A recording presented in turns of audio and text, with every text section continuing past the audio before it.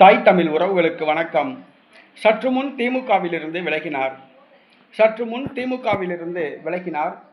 தமிழக வெற்றிக் கழகத்தில் இணைந்தார் என்ற தலைப்பில் இந்த காணொளியை நாம் காண்கிறோம். திமுகவிலிருந்து பலர் சாறை சாறையாக விலகி தமிழக வெற்றிக் கழகத்தில் இணைந்து வருகிறார்கள்.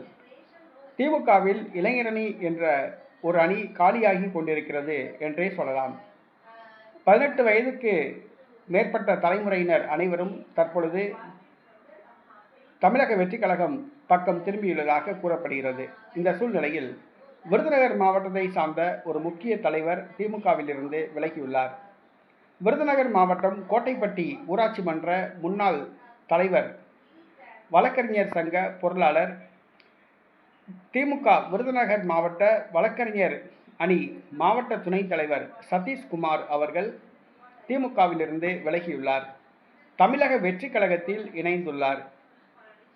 திமுகவின் செயல்பாடுகளால் அதிருப்தி அடைந்து தமிழக வெற்றிக் கழக மாவட்ட செயலாளர் மாரிச்செல்வம் முன்னிலையில் தமிழக வெற்றிக் கழகத்தில் இணைத்து கொண்டார். விருதுநகர் மாவட்டத்தில் 2 அமைச்சர்கள் உள்ளார்கள். சாத்தூர் ராமச்சந்திரன், தங்கம் தென்னரசு 2 அமைச்சர்கள் இருந்தும் கூட விருதுநகர் மாவட்டத்தில் திமுகவை காப்பாற்ற முடியவில்லை. கடந்த பாராளுமன்ற தேர்தலில் விருதுநகர் பாராளுமன்ற தொகுதியில் மிகவும் குறைவாக 4000 வாக்குகள் வித்தியாசத்தில்தான் திமுக கூட்டணி கட்சியான காங்கிரஸ் வெற்றி பெற்றது.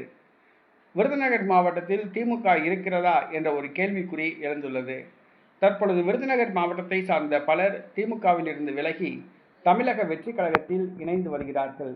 இதை திமுக தலைமை எவ்வாறு தடுக்கப் போகிறது என்பது தெரியவில்லை.